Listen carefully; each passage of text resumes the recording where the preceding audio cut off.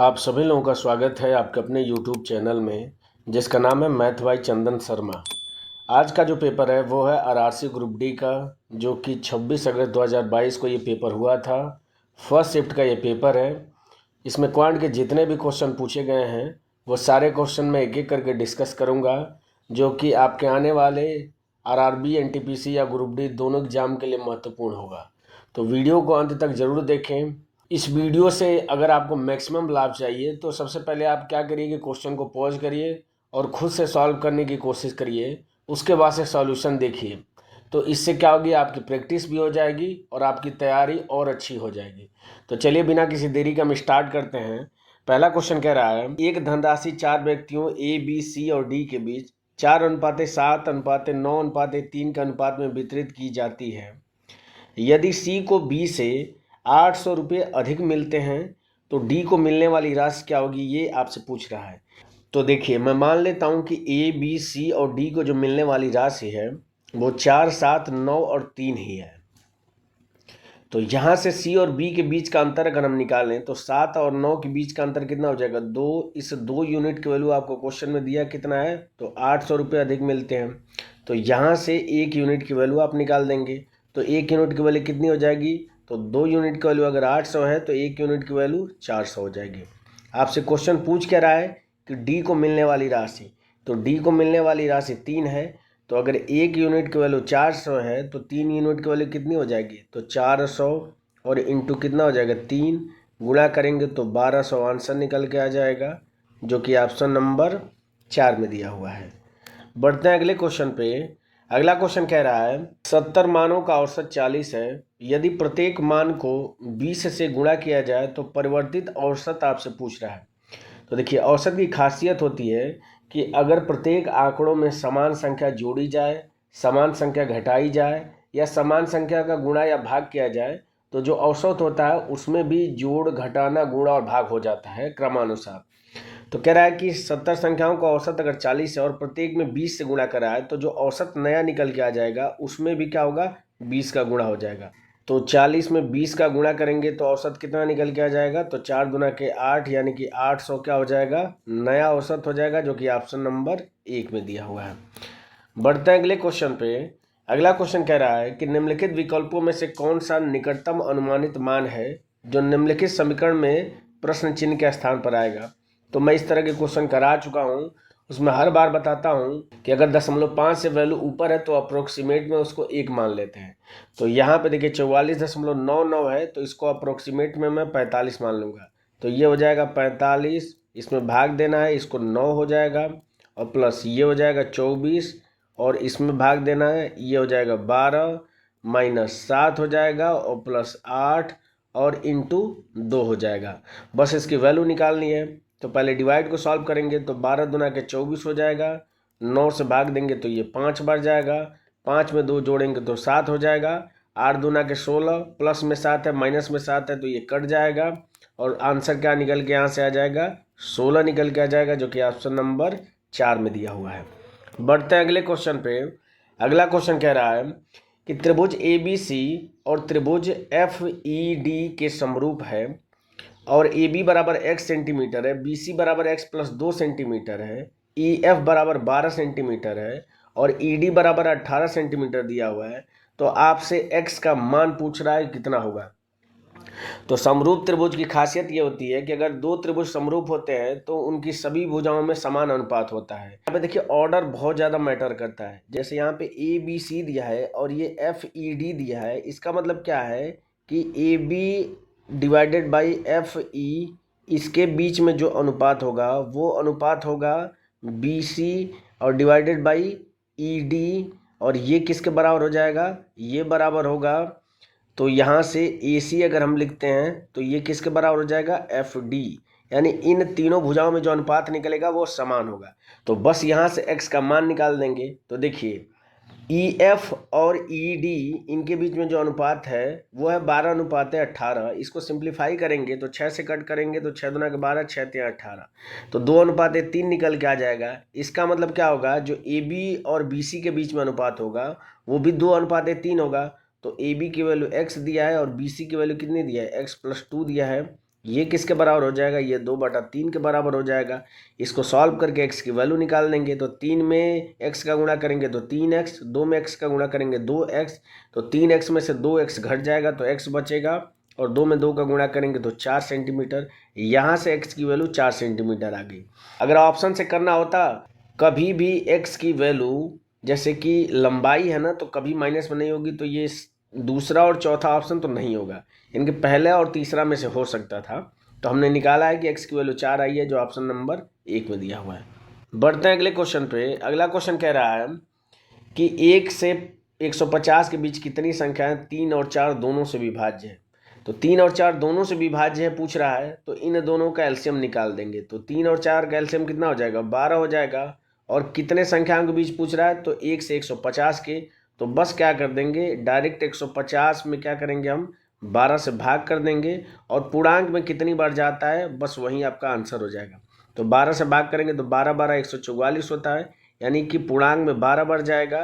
तो 12 क्या हो जाएंगी, ऐसी संख्याएं होंगी जो कि 3 और 4 दोनों से विभाज्य होंगी 1 से 150 के बीच। बढ़ते हैं अगले क्वेश्चन पे। अगला क्वेश्चन कह रहा है कि P और Q की वर्तमान आयु के बीच का जो अनुपात है क्रमशः 7:5 है। अब से 5 वर्ष पहले P की आयु और अब से 5 वर्ष बाद Q की जो आय के बीच का जो अनुपात है वो 1:1 है। आपसे क्वेश्चन पूछ क्या रहा है कि अब से 5 वर्ष बाद P की आय और 5 वर्ष पहले Q की आय के बीच अनुपात क्या होगा, ये आपको बताना है। तो मैं मान लीजिए यहाँ पे P लिख लेता हूँ, ये Q लिख लेता हूँ। इनके वर्तमान आय का अनुपात दिया है 7:5 दिया है। तो मैं मान लेता हूँ कि अनुपातिक संबंध x है, तो ये हो जाएगा 7x और ये हो जाएगा 5x हो जाएगा। आगे क्वेश्चन में कह रहा है कि 5 वर्ष पहले जो P की आय है, तो अगर ये प्रेजेंट 7x है तो 5 वर्ष पहले कितनी होगी, 7x - 5 होगी। और इस Q की 5 वर्ष बाद, तो 5 वर्ष बाद कितनी हो जाएगी, तो 5x और +5। अब इन दोनों के बीच जो अनुपात है वो 1:1 है। इसका मतलब क्या है कि ये दोनों एक दूसरे के बराबर है। 1:1 का मतलब होगा दोनों बराबर हैं, तो इन दोनों को बराबर कर देंगे। तो यहाँ से 7x - 5 ये बराबर किसके हो जाएगा, तो 5x और +5 के बराबर हो जाएगा।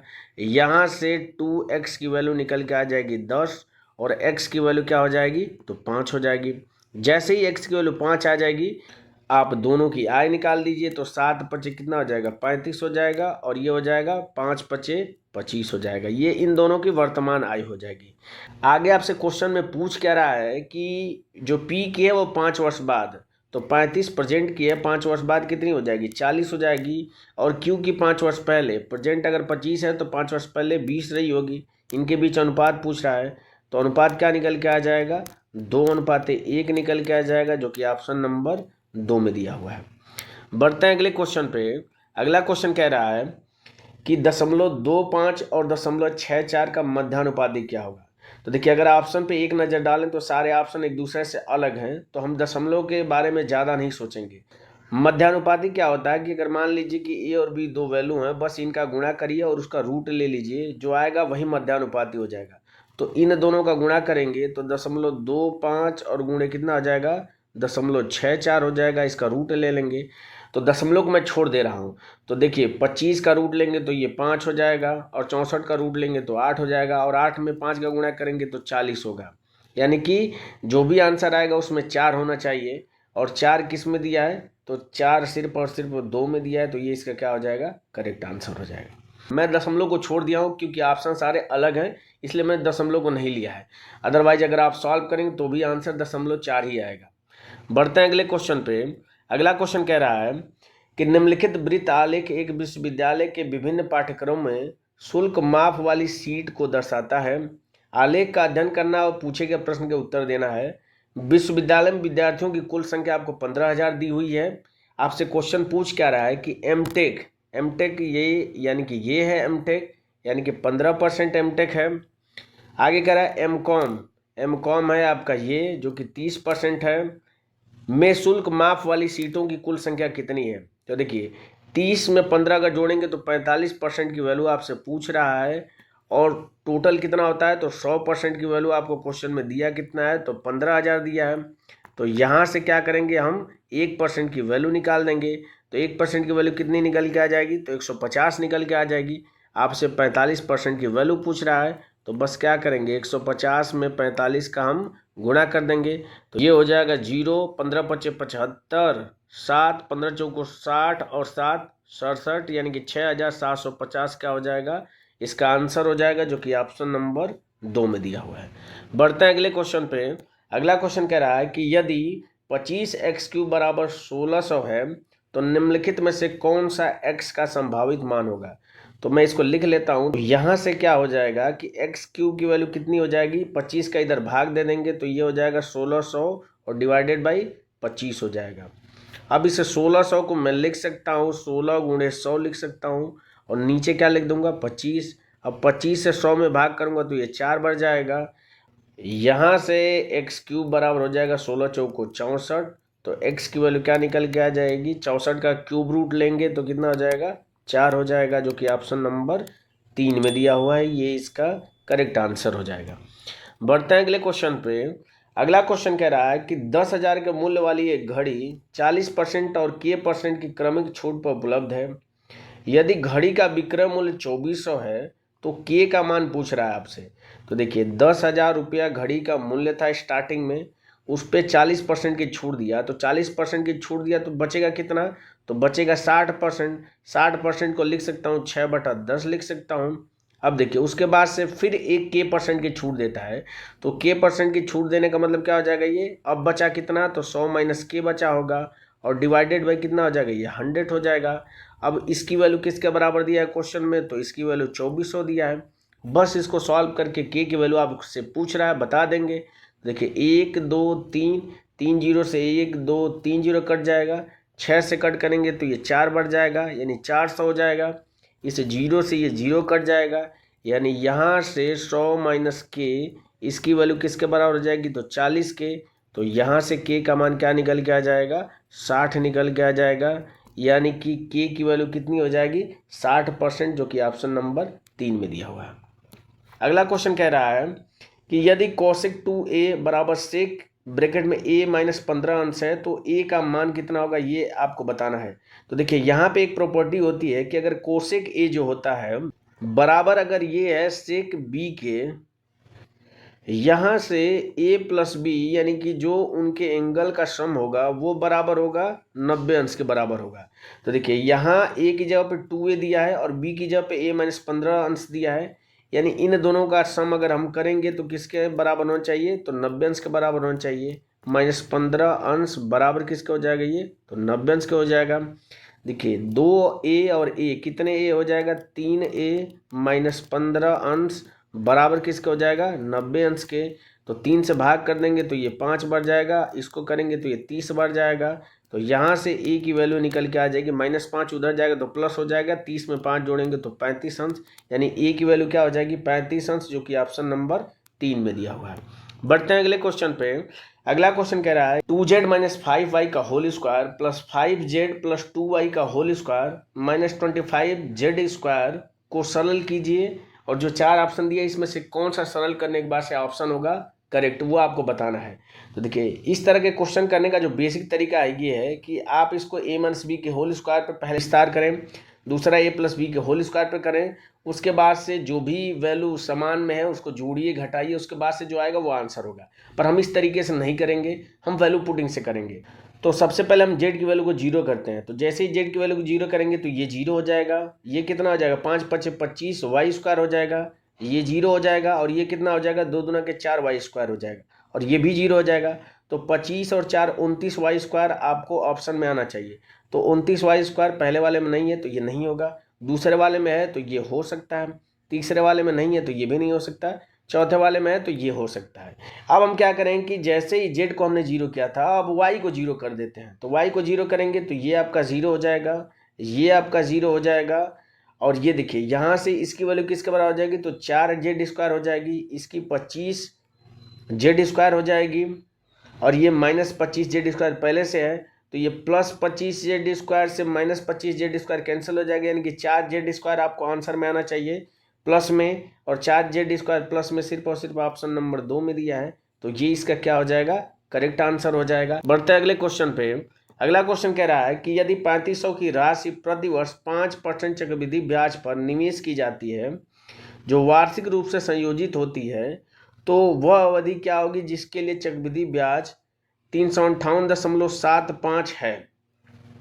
तो देखिए 3500 की राशि है, अगर हम इसका 5% निकालते हैं तो 5 बटा कितना हो जाएगा 100 हो जाएगा, यानी कि 0 से 0 कट जाएगा, यानी 5 पच्चे 25, 2 5 से 15 और 2 17, यानी कि 175 रुपया आएगा, 1 साल का इसका ब्याज आएगा।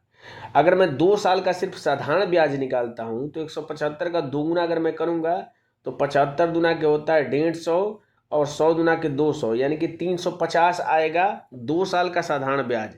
तो 2 साल का साधारण ब्याज क्या यहाँ से निकल के आ गया 350, और जो वैल्यू आपको दिया है वो चक्रवृद्धि ब्याज में दिया है 358.75, यानी इससे अधिक है। तो अगर ऑप्शन में हम देखें तो ये देखिए 20 मंथ दिया है, ये भी 2 साल से कम है, ये भी 2 साल से कम है और ये भी 2 साल से कम है, यानी कि इस तरीके से हमारा जो करेक्ट आंसर क्या हो जाएगा, एक ही बचा ऑप्शन, ऑप्शन नंबर 2 इसका क्या हो जाएगा करेक्ट आंसर हो जाएगा। इसको हमने एग्जैक्ट वैल्यू सॉल्व नहीं किया है, बस हमने क्या किया है कि जो थिंकिंग बेस्ड अप्रोच था उस तरीके से बस क्वेश्चन को सॉल्व किया है और इजीली क्वेश्चन लग गया है। बढ़ते हैं अगले क्वेश्चन पे। अगला क्वेश्चन कह रहा है कि 2 भाई बहनों की आय का जो अंतर है वो 7 वर्ष है। यदि उनकी आय का योग 21 वर्ष है तो भाई बहनों में से छोटे की आयु कितनी होगी। तो मैं इस तरीके के क्वेश्चन आपसे बता चुका हूँ कि जब भी अगर ऐसा क्वेश्चन दिया है तो उनके आय में अंतर अगर 7 वर्ष दिया है तो आप जो टोटल योग है उसमें से 7 घटा दीजिए। तो अगर 21 में से 7 घटाएंगे तो 14 हो जाएगा, और क्या करिए 7 घटाने के बाद से जो भी आपको प्राप्त हुआ है, जो 14 प्राप्त हुआ उसको बराबर बराबर बांट दीजिए। तो पहला का 7 हो जाएगा, दूसरे का भी 7 हो जाएगा। अब जो बड़ा होगा उसको बस दे दीजिए, जो स्टार्टिंग में घटाए थे तो 7 हमने घटाया था वो बड़े वाले को दे दिया। तो यानी कि एक की उम्र 14 हो जाएगी, दूसरे की उम्र कितनी हो जाएगी 7 हो जाएगी। आपसे पूछ रहा है कि छोटे की आयु कितनी होगी, तो छोटे की आयु कितनी होगी 7। अगर यहीं पे आपसे पूछता कि बड़े की आयु कितनी होगी तो आप 14 बता सकते हैं। बढ़ते हैं अगले क्वेश्चन पे। अगला क्वेश्चन कह रहा है कि 14 मीटर त्रिज्या वाले एक अर्धवृत्ताकार क्षेत्र पर तार की बाड़ लगाने की आवश्यकता है, आवश्यक तार की लंबाई ज्ञात कीजिए। तो देखिए अर्धवृत्ताकार है, तो अगर मैं बनाऊं तो ये हमारा क्या हो जाएगा अर्धवृत्त कुछ ऐसे बनेगा। अब इसमें क्या करना है कि चारों ओर क्या लगाने हैं तार की बाड़ लगाने हैं। तो देखिए कितनी आवश्यकता होगी, तो देखिए अगर मैं इसको ध्यान से देखूं तो ये आपका अर्ध परिमाप के बराबर है। ये वाली जो वैल्यू जिसको मैं अंडरलाइन कर रहा हूँ ये अर्ध परिमाप के क्या है बराबर है। तो देखिए वृत्त का जो परिमाप होता है वो 2 पाई आर होता है, तो अर्ध परिमाप क्या हो जाएगा पाई आर हो जाएगा। तो यहाँ से क्या करेंगे पाई आर की वैल्यू निकाल देंगे, तो 22/7 हो जाएगा इंटू आर की वैल्यू आपको क्वेश्चन में 14 मीटर दिया है, तो 7 से कट करेंगे तो ये 2 बार, और 22 में 2 का गुणा करेंगे तो ये 44 आ जाएगा। अब देखिए कि अगर इस वाली वैल्यू को हम देखें तो अभी हमने इसको काउंट नहीं किया है, इस वाली वैल्यू को तो हमने काउंट कर लिया है लेकिन इस वाली वैल्यू को अभी हमने काउंट नहीं किया है। तो चारों तरफ अगर बाड़ लगानी है तो इसको भी काउंट करना पड़ेगा। तो देखिए यहाँ पे क्या है ये वृत्त का व्यास निकल के आ जाएगा, और व्यास जो होता है वो त्रिज्या का दोगुना होता है। तो त्रिज्या अगर 14 है तो इस पूरी लेंथ कितनी निकल के आ जाएगी 14 दूना के 28 निकल के आ जाएगी। तो बस क्या करेंगे इस 44 में 28 जोड़ देंगे तो पूरे आवश्यक तार की लंबाई निकल के आ जाएगी। तो जोड़ दीजिए तो 8 और 4 12 को 2 1 हो जाएगा, 4 2 6 1 7, यानी 72 इसका क्या हो जाएगा 72 मीटर तार की आवश्यकता होगी, जो कि ऑप्शन नंबर 4 में दिया हुआ है। बढ़ते हैं अगले क्वेश्चन पे। अगला क्वेश्चन कह रहा है कि यदि द्विघात समीकरण का एक मूल 1/2 माइनस करनी में 2 है तो द्विघात समीकरण ज्ञात कीजिए। तो देखिए एक मूल जो दिया है वो दिया है आपको 1/2 माइनस करनी में 2 दिया है। इसको अगर और सिंप्लीफाई कर दें तो क्या करेंगे 2 प्लस करनी में 2 से ऊपर और नीचे गुणा कर दें तो ये क्या हो जाएगा 2 प्लस करनी में 2 और डिवाइडेड बाई क्या हो जाएगा। तो देखिए एक ब्रैकेट में ए प्लस बी दूसरे में ए माइनस बी, तो ए स्क्वायर माइनस बी स्क्वायर हो जाएगा, यानी कि 2 का स्क्वायर करेंगे 4 और √2 का स्क्वायर करेंगे तो रूट हट जाएगा 2 हो जाएगा। यानी इसको और सिंप्लीफाई करके लिख सकते हैं 2 प्लस √2 डिवाइडेड बाई 4 में से 2 घटाएंगे 2 हो जाएगा। और इसको और अगर सिंप्लीफाई करके लिखें तो ये हो जाएगा 1 और प्लस √2 ऊपर है और इसमें अगर 2 से भाग करें तो ये हो जाएगा 1/√2 हो जाएगा। अब देखिए अगर एक मूल इसका, अगर इसको मैं अल्फा मानता हूँ, एक मूल 1 प्लस 1/2 है, तो दूसरा मूल जो क्या हो जाएगा, इसी का व्युत्क्रम हो जाएगा, यानी कि वो कितना हो जाएगा, 1 - 1/2 हो जाएगा। अब इसके दोनों मूल ज्ञात हैं, तो द्विघात समीकरण के लिए फॉर्मूला क्या होता है कि x² माइनस मूलों का योगफल। तो इन दोनों को अगर हम जोड़ेंगे तो ये प्लस माइनस से कट जाएगा, 1 और 1 कितना हो जाएगा, 2x हो जाएगा, और प्लस होता है मूलों का गुणनफल, इन दोनों का गुणा करेंगे तो a² - b² का फॉर्मूला होगा। तो 1 का स्क्वायर करेंगे 1, और 1/2 का स्क्वायर करेंगे तो कितना हो जाएगा, ये 1/2 हो जाएगा। बस इसको सिंप्लीफाई कर देंगे बराबर 0 के, तो 2 का में 2, 2 में से 1 घटाएंगे 1/2 हो जाएगा, और इस 2 का इधर गुणा कर देंगे तो ये हो जाएगा 2x² माइनस 2 दूना के 4x हो जाएगा, और प्लस 1 बराबर 0 क्या निकल के आ जाएगा, द्विघात समीकरण निकल के आ जाएगा, जो कि ऑप्शन नंबर 4 में दिया हुआ है। बढ़ते हैं अगले क्वेश्चन पे। अगला क्वेश्चन कह रहा है कि ए और बी मिलकर किसी कार्य को 9 दिनों में पूरा कर सकते हैं, बी और सी मिलकर उसी काम को 18 दिनों में पूरा कर सकते हैं, और सी और ए मिलकर उसी काम को 27 दिनों में पूरा कर सकते हैं। तो कह रहा है कि ए, बी और सी एक साथ मिलकर कार्य करते हुए सामान्य कार्य को कितने दिनों में पूरा कर सकते हैं। तो जैसे क्वेश्चन बोला वैसे मैं लिख दे रहा हूँ कि ए प्लस बी मिलकर कितने दिन में कर रहे हैं, तो ये 9 दिन में कर रहे हैं। बी और सी मिलके कितने दिन में कर रहे हैं, 18 दिन में, और सी और ए मिलके कितने दिन में कर रहे हैं, 27 में। इन तीनों का एलसीएम ले लेंगे तो 27 दूना के 54 हो जाएगा। तो 9 से करेंगे तो 9 × 6 = 54 6 बार जाएगा, 18 × 13 = 54 3 बार, और 27 दूना के 54 2 बार। तो देखिए अगर हम इन तीनों को जोड़ लें तो देखिए जोड़ेंगे तो ए कितनी बार आ रहा है, 2 बार आ रहा है, बी भी 2 बार आ रहा है, सी भी 2 बार आ रहा है। यहाँ से अगर इन तीनों को जोड़ें तो 6 × 3 = 9 2 11 निकल के आ जाएगा। 11 क्या हो जाएगा, ये हो जाएगा आपका 2a + 2b और प्लस 2c की इफिशियंसी 11 निकल के आ गई।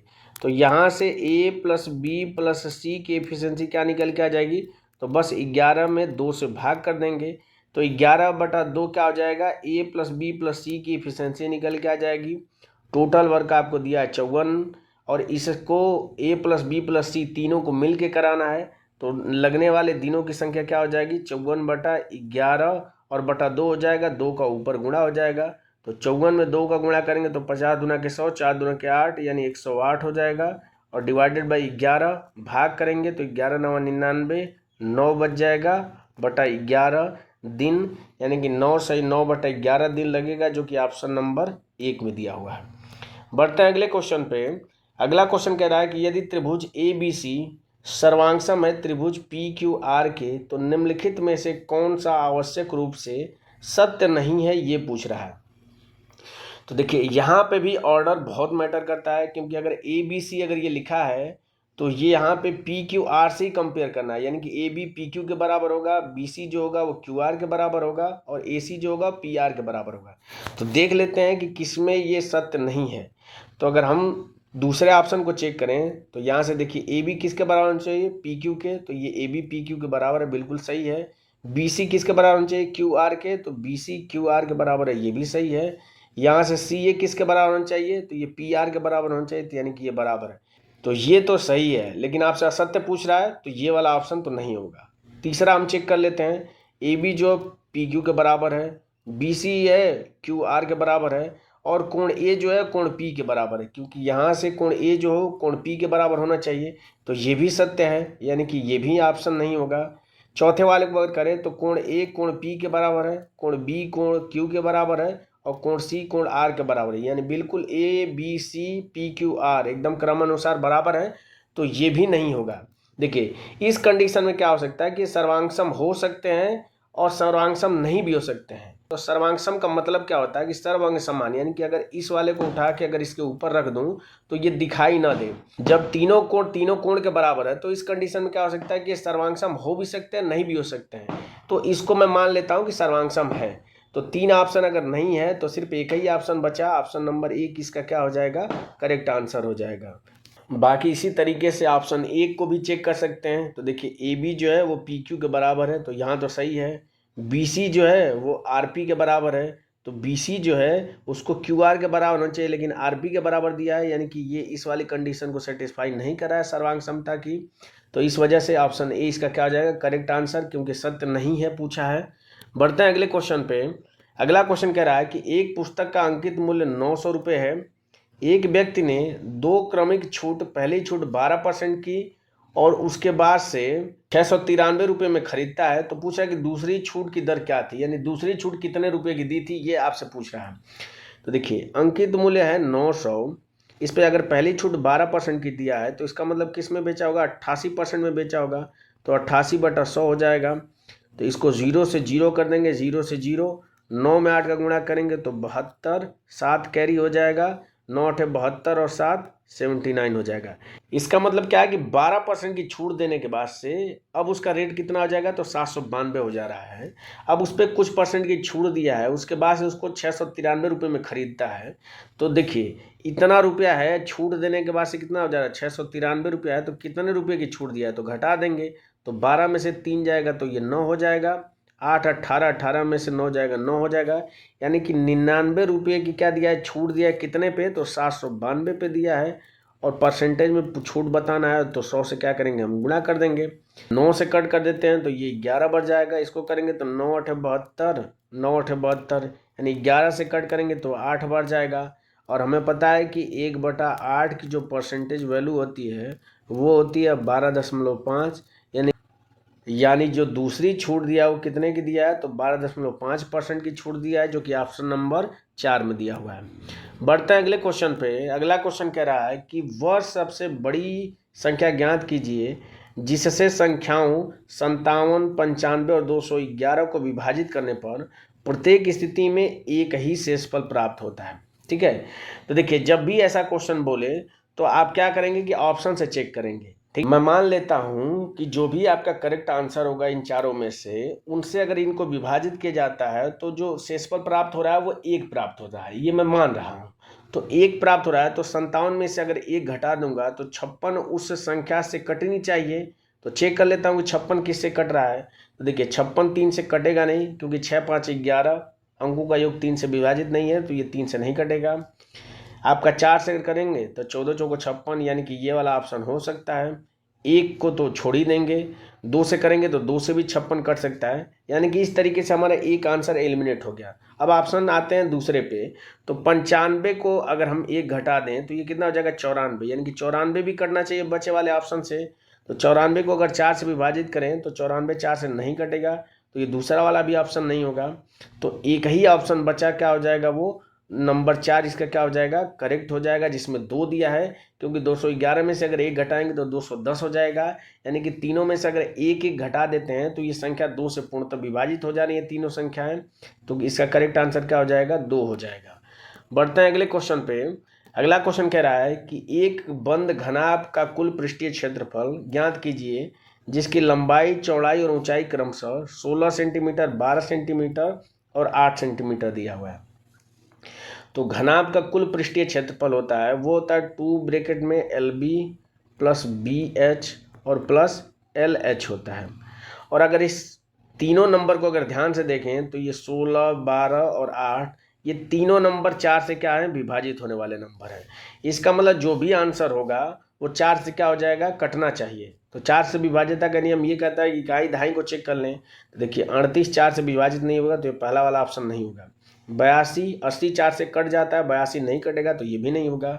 23, ये भी 4 से नहीं कटेगा, तो एक ही ऑप्शन बचा, ऑप्शन नंबर 3, इसका क्या हो जाएगा, करेक्ट आंसर हो जाएगा। आप इसको सॉल्व करेंगे तो 832 इसका आंसर आएगा। बढ़ते हैं अगले क्वेश्चन पे। अगला क्वेश्चन कह रहा है कि समीकरण 2x² + 7x + 6 = 0 को इस प्रकार लिखा जा सकता है। तो मैं द्विघात समीकरण से रिलेटेड जितने भी कॉन्सेप्ट बन सकते हैं, जितने भी क्वेश्चन NTPC में पूछे गए हैं, वो सारे क्वेश्चन को लेकर मैंने एक वीडियो बनाया है, बेसिक से एकदम एडवांस लेवल तक। अगर आपको द्विघात समीकरण में कोई भी दिक्कत हो रही होगी, आप उस वीडियो को जाके चेकआउट कर सकते हैं। इससे आपके द्विघात समीकरण के जितने भी डाउट्स हैं वो सारे डाउट क्लियर हो जाएंगे उस वीडियो को देखने के बाद।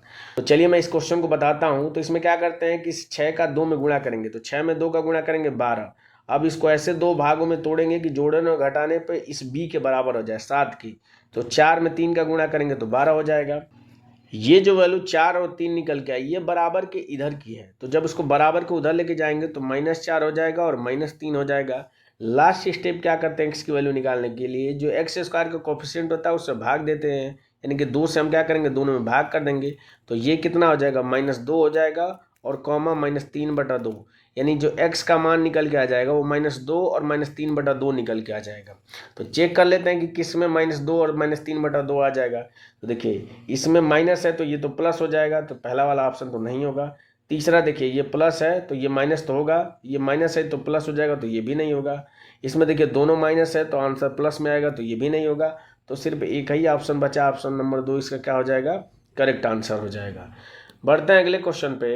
अगला क्वेश्चन कह रहा है कि यदि a² + b² = 50 और ab = 7 दिया है, तो आपसे पूछ रहा है कि a - b / a + b का मान ज्ञात कीजिए। तो देखिए इसको अगर हिट एंड ट्रायल से मैंने किया है, तो चूंकि ये वैल्यू आसान दी है तो हिट एंड ट्रायल से यानी गुणा करने पे 7 हो, तो इसको मैं लिख सकता हूँ 7 × 1 लिख सकता हूँ। तो 7 का स्क्वायर करूंगा तो 49 हो जाएगा, 1 का स्क्वायर करूंगा तो 50 हो जाएगी, यानी इस वाली कंडीशन को भी सेटिस्फाई कर रहा है।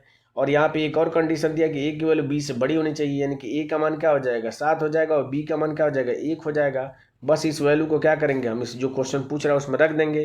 तो 7 में से 1 घटाएंगे तो 6 हो जाएगा, 7 में 1 जोड़ेंगे तो कितना हो जाएगा, 8। इसको सिंप्लीफाई करेंगे तो 2 से कट करेंगे तो 3 बार, और 8 को करेंगे तो 4 बार, यानी कि 3/4 इसका क्या हो जाएगा, करेक्ट आंसर हो जाएगा, जो कि ऑप्शन नंबर 4 में दिया हुआ है। अगर आप इस तरीके से नहीं करना चाहते हैं तो आप क्या करेंगे, हमें पता है कि a + b का जो होल स्क्वायर होता है वो किसके बराबर होता है, तो वो होता है a² + b² + 2ab। तो a² + b² की वैल्यू 50 दिया है, 2ab करेंगे तो 7 × 14 हो जाएगा। तो 50 में 14 जोड़ेंगे तो कितना हो जाएगा, 60 और 4 64 हो जाएगा।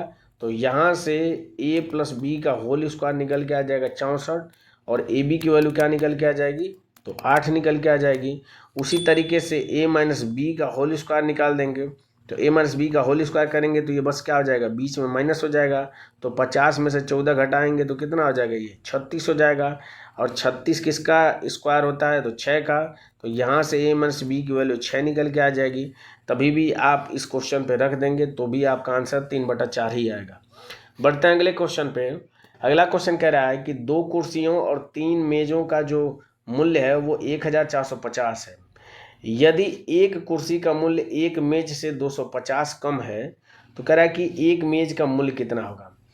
तो देखिए दिया है कि 2 कुर्सी यानी कि 2 चेयर और प्लस 3 टेबल, इसका जो क्रय मूल्य है वो कितना दिया है, तो 1450 दिया है।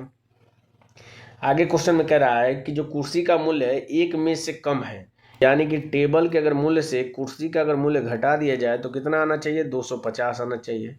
इसमें क्या करेंगे, इस चेयर को हटाना है क्योंकि मेज का मान पूछ रहा है। तो 2 से मैं क्या करता हूँ, गुणा कर देता हूँ। तो ये 2t और ये 2c, और इसमें भी 2 से गुणा करना पड़ेगा।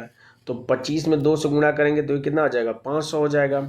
अब इन दोनों को हम जोड़ देते हैं। तो देखिए ये प्लस है और ये माइनस है, कट जाएगा। 3t और 2t, कितने t हो जाएंगे, 5t बराबर किसके हो जाएगा, तो 1450 में 500 जोड़ेंगे तो 14 × 5 = 1950 हो जाएगा। यहाँ से t का मान पूछ रहा है तो 5 से भाग कर देंगे तो 5 × 3 = 15 हो जाएगा। 4 × 45, 5 × 9 = 45, यानी 390 रुपया मेज का मूल्य निकल के आ जाएगा, जो कि ऑप्शन नंबर 1 में दिया हुआ है। बढ़ते हैं अगले क्वेश्चन पे। अगला क्वेश्चन कह रहा है कि गांव ए की जनसंख्या 72,000 है, जो प्रति वर्ष 1,000 की दर से घट रही है।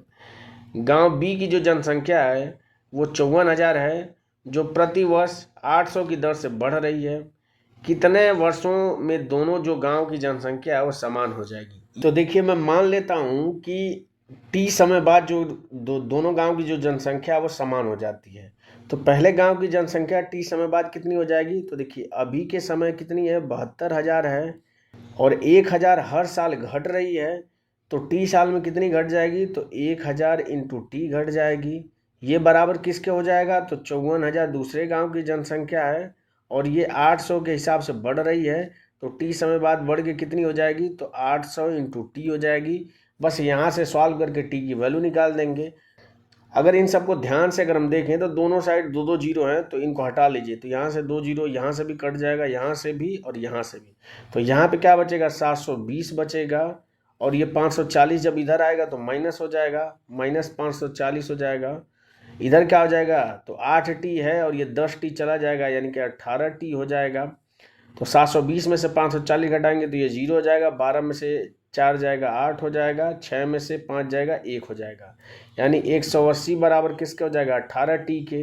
तो यहाँ से t की वैल्यू क्या निकल के आ जाएगी, 180 में 18 से भाग करेंगे तो 10, यानी 10 वर्ष बाद उन दोनों गाँव की जनसंख्या क्या हो जाएगी, समान हो जाएगी, बराबर हो जाएगी, जो कि ऑप्शन नंबर 3 में दिया हुआ है।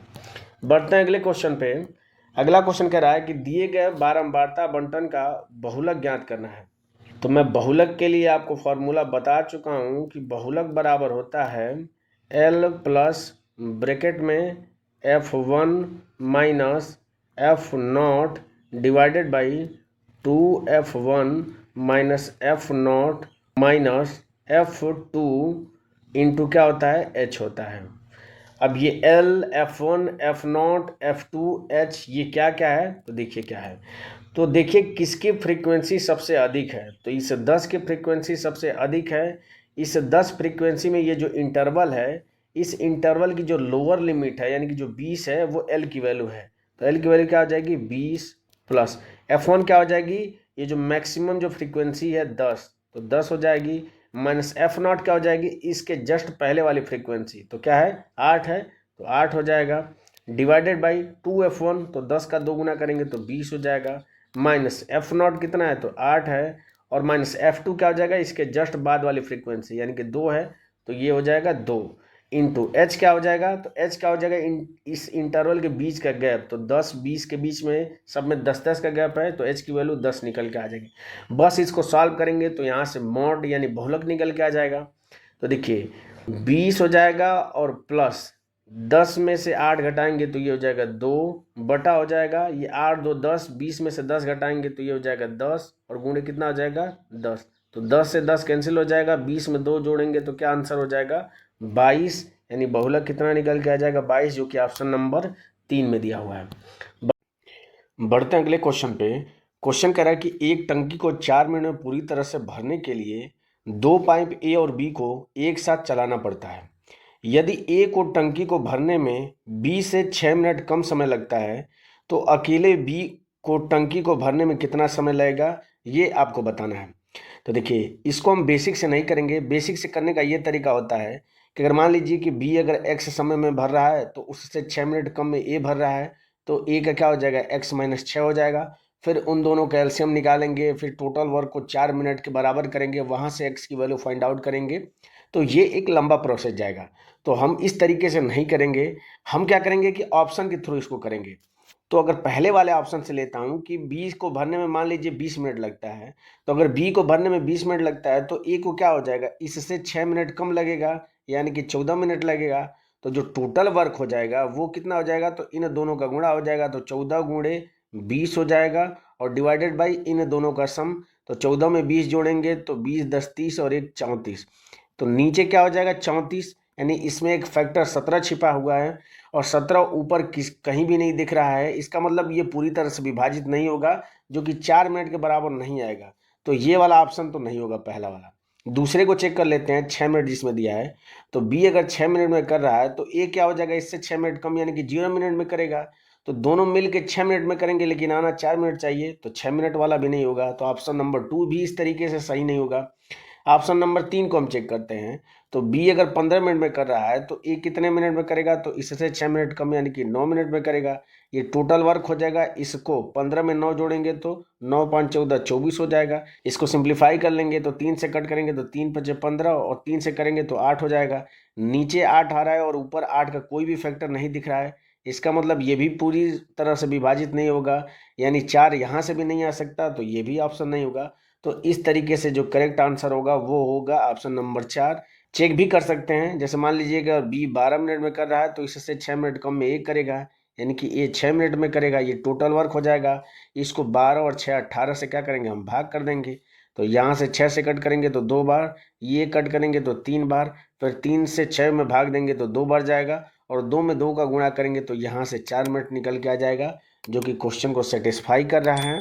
तो इस तरीके से हमारा करेक्ट आंसर क्या हो जाएगा, ऑप्शन नंबर 4 हो जाएगा। बढ़ते हैं अगले क्वेश्चन पे, और ये इस पेपर का लास्ट क्वेश्चन है। क्वेश्चन कह रहा है कि निम्नलिखित पाई चार्ट एक राज्य के 6 जिलों ए से लेकर एफ में बिजली का प्रतिशत विवरण दर्शाता है। चार्ट का अध्ययन करें और पूछे गए प्रश्न का उत्तर दें। उत्पन्न इकाइयों की कुल संख्या आपको 5400 दिया है। आपसे क्वेश्चन पूछ क्या रहा है कि जिले सी, डी और ई में वितरित इकाइयों की औसत संख्या कितनी होगी। तो देखिए सी का ये है यानी कि कितना हो जाएगा 36 हो जाएगा, डी का ये है यानी कि 12 हो जाएगा, और ई का कितना है तो ई का ये है यानी कि कितना हो जाएगा 4। इन तीनों का अगर हम सम निकालेंगे तो 36 में 4 जोड़ेंगे तो 40, 40 10 50 और 2 52, यानी 52% आ जाएगा। और औसत पूछ रहा है तो औसत निकालने के लिए पदों की संख्या 3 है तो 3 से क्या करेंगे हम भाग देंगे, यानी इसका मान पूछ रहा है। इन सब को अगर हम जोड़ दें तो ये किसके बराबर हो जाएगा 100% के बराबर हो जाएगा। इस 100% की वैल्यू आपको क्वेश्चन में दिया कितना है तो 5400 दिया है, तो यहाँ से 1% की वैल्यू निकाल देंगे तो 1% की वैल्यू कितनी हो जाएगी तो 0 से 0 कैंसिल हो जाएगा यानी कि 54 हो जाएगी। और आपसे पूछ रहा है कि 52/3 की वैल्यू, तो बस क्या करेंगे 52/3 इसमें 54 का क्या करेंगे हम गुणा कर देंगे, तो 3 से कट करेंगे तो 3 का में 3, 2 24, 8 बार जाएगा। 18 में 52 का गुणा करेंगे तो 18 दूना के 36, लास्ट में 6 आना चाहिए, लास्ट में 6 सिर्फ और सिर्फ ऑप्शन नंबर 1 में दिया हुआ है, यानी ये इसका क्या हो जाएगा करेक्ट आंसर हो जाएगा 936।